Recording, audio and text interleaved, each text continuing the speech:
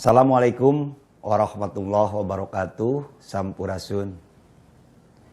Bismillah walhamdulillah wala haula wala quwata illa billah. Allahumma sholli wa sallim ala rasulillah. Saya Agus Wahidin, Kepala Dinas Pendidikan Kabupaten Sumedang. Terlebih dahulu marilah kita panjatkan puji dan syukur kehadirat Allah Subhanahu wa taala, Tuhan yang Maha Kuasa, bahwa kita semua bisa bertatap maya dalam keadaan sehat walafiat. Sholawat dan salam juga semoga tetap tercurah limpah pada junjungan alam Nabi Agung Nabi Muhammad SAW, kepada keluarganya, para sahabatnya, dan sampai pada kita selaku umatnya. Baik, Bapak dan Ibu serta adik-adik semua, kita harus memulai dengan kenapa kita harus menyiapkan diri. Strategi apa untuk kita bisa membawa para peserta didik menjadi manusia unggul di masa yang akan datang? Yang pertama, bahwa saat ini kita semua dalam keadaan pandemi COVID-19. Keadaan darurat ini sampai hari ini belum bisa ada yang memastikan sampai kapan akan berlangsung. Yang kedua, ini kemajuan teknologi ilmu pengetahuan, khususnya dalam teknologi informasi dan komunikasi, sedemikian cepat dan sedemikian pesat berkembang. Bahkan nyaris sulit kita mengikutinya bagi orang-orang tentu yang tidak mau mengikuti itu. Apalagi bagi para guru yang sudah lanjut usia.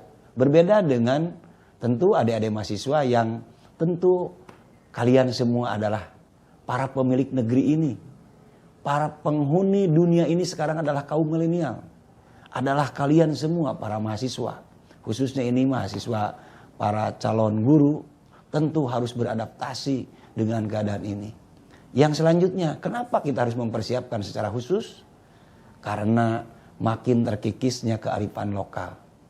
Kemudian berikutnya, akulturasi budaya antar bangsa, akulturasi budaya antar suku bangsa, antar negara ini sudah sulit dihindari karena semua gadget, semua teknologi informasi sekarang ada dalam genggaman. Namun demikian, saya berkeyakinan, saya berasumsi dengan penuh, sekali lagi dengan penuh keyakinan, bahwa semaju apapun teknologi, semaju apapun teknologi informasi komunikasi, secepat apapun perubahan dunia ini, saya sekali lagi berkeyakinan posisi guru tidak tergantikan. Posisi guru akan tetap memegang peranan penting sebagai leverage, yaitu sebagai pengungkit utama untuk tumbuh kembangnya secara optimal para peserta didik kita. Namun demikian, pertanyaannya adalah guru yang bagaimana yang akan tetap eksis? Guru yang akan tidak tergantikan itu yang bagaimana? Yaitu guru yang adaptif, dia cepat menyesuaikan diri dengan perubahan, dia mampu mengikuti segala kemajuan perkembangan ini. Kemudian siapa lagi? Tentu yang mampu bagaimana beradaptasi dengan strategi tertentu untuk membimbing anak-anak kita, membimbing para peserta didik agar tumbuh kembang pada zamannya dengan koridor tetap menjadi manusia seutuhnya. Dalam keadaan yang saat ini saja sudah kita dalam kondisi darurat. Dengan bahasa yang lebih halus adalah new normal. Kehidupan kita dengan kenormalan baru. Sesuatu yang tidak diduga, tidak disangka.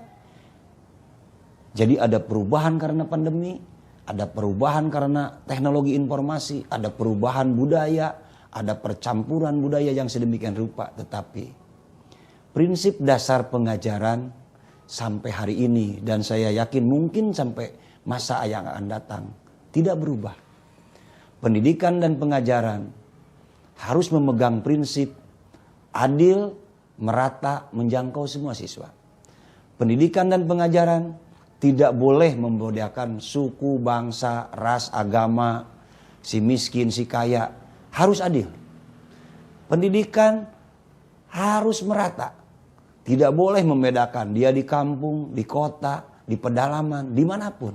harus merata. Dan pendidikan harus menjangkau semua siswa. Jangan sampai sekarang dengan musim pembelajaran daring, anak-anak sebagian tidak mendapatkan. Karena alasan sinyal, karena alasan tidak kepemilikan gadget dan sebagainya. Jadi prinsip dasar pendidikan ini harus tetap kita pegang. Bahwa pendidikan dan pengajaran harus adil, merata, menjangkau semua siswa. Yang selanjutnya, pendidikan juga harus mencakup seluruh unsur kepribadian peserta didik.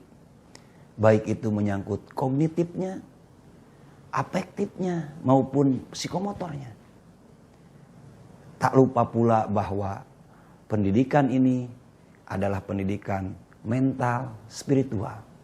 Menyangkut betapa pentingnya tumbuh kembangnya peserta didik secara optimal dalam pengertian baik secara fisik maupun secara mental sehingga membentuk pribadi yang memiliki karakter sesuai dalam kehidupan di mana dia tinggal.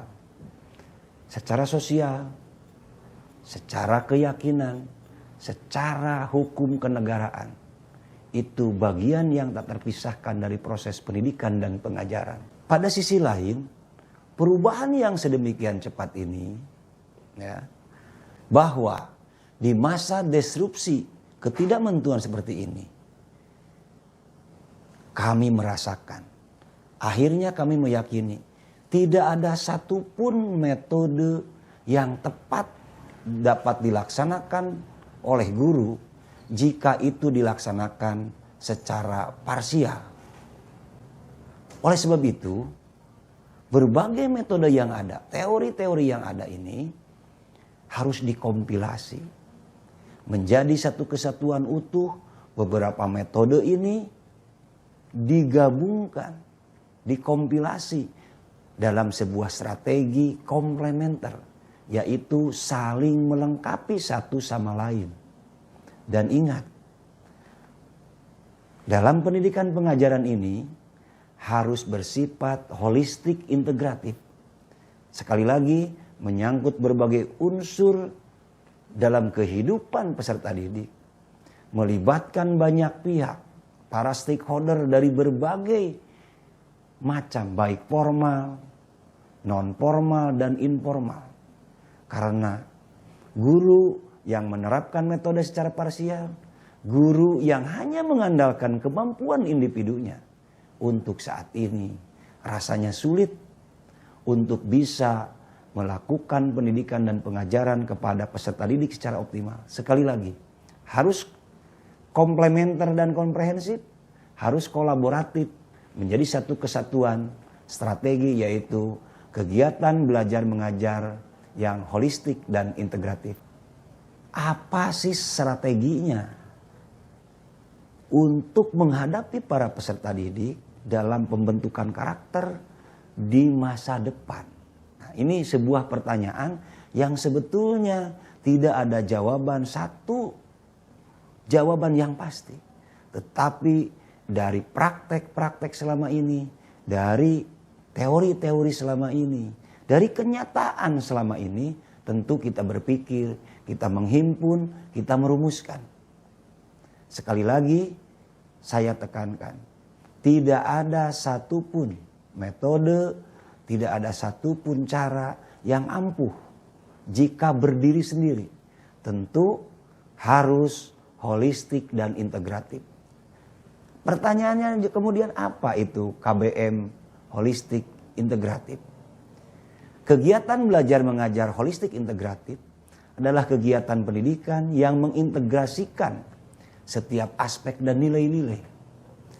Dalam pendidikan itu, nilai moral, nilai etis, nilai religius, nilai psikologis, filosofis, sosial, emosional, yang menjadi satu kesatuan secara menyeluruh dalam kerangka pada peserta didik ini adalah fisik dan psikis. Baik aspek secara material maupun secara spiritual. Untuk apa itu? Untuk memenuhi kebutuhan esensial anak. Yang melibatkan seluruh unsur. Jangan lupa ini, libatkan seluruh unsur. guru sebagai pelaku utama, satuan pendidikan sebagai wadah utama. Tetapi jangan lupa, itu saja tidak cukup. Harus melibatkan unsur masyarakat non formal, libatkan unsur keluarga informal, sehingga layanan pendidikan menjadi tidak terbatas hanya pada cakupan satuan pendidikan. Bapak, Ibu, dan saudara-saudara, adik-adik mahasiswa semua, Ki Hajar Dewantara, Founding Father kita, tokoh pendidikan yang disebut dengan Bapak Pendidikan Indonesia, telah memberikan sesuatu kepada kita yang sangat berharga. Beliau menyampaikan dan sampai saat ini masih tepat untuk kita gaungkan. Berkaitan dengan strategi tadi, apa semboyan yang digaungkan oleh Ki Hajar Dewantara? Yaitu setiap orang dewasa adalah guru. Setiap tempat adalah sekolah. Dan kalau boleh saya tambahkan, setiap apa yang tersedia di alam sekitar adalah media pembelajaran. Pendekatannya untuk supaya kita ini dalam rangka strategi untuk pembentukan karakter anak-anak di masa depan. Di Kabupaten Sumedang khususnya, dan tentu secara nasional bahkan internasional. Kita beruntung ada salah satu tokoh pendidikan di Kabupaten Sumedang, Bapak Dr. Dian Sukmara, juga bagian dari keluarga Universitas 11 April, bagian dari keluarga besar Dinas Pendidikan, telah mencanangkan yang disebut dengan cerdas eksotik, yaitu para peserta didik yang cerdas, ekspresif, dan soleh beretika. Kemudian Bapak Kepala Dinas Pendidikan yang lalu, yang sekarang beliau adalah Sekretaris Daerah Kabupaten Sumedang, Bapak Herman Suryatman, juga pernah mencanangkan perkasa, pendidikan berbasis kasih sayang. Itu diadopsi dari bagaimana tokoh Sumedang, tokoh pendidikan Sumedang, almarhum Ibu E.N. Sukaesih dari Cimalaka, selama hayatnya yang sakit itu tetap melakukan proses kegiatan belajar mengajar untuk lingkungannya dengan pendidikan berbasis kasih sayang. Nah, oleh Pak Herman Suryatman itu diberi nama perkasa, pendidikan berbasis kasih sayang. Bagaimana anak-anak dari semua tingkatan usia, anak-anak semua tingkatan jenjang pendidikan, siapapun yang ada di sekitar rumahnya, itu adalah diakui, diterima sebagai anaknya, diakui sebagai adiknya, diakui sebagai keluarganya dengan penuh kasih sayang. Alhamdulillah, ya, Ibu E.N. Sukaesih mendapat kehormatan dari Presiden Republik Indonesia menjadi guru kolbu untuk Indonesia. Selanjutnya, saya juga sebagai Kepala Dinas Pendidikan Kabupaten Sumedang yang saat ini mendapat amanah dan kepercayaan.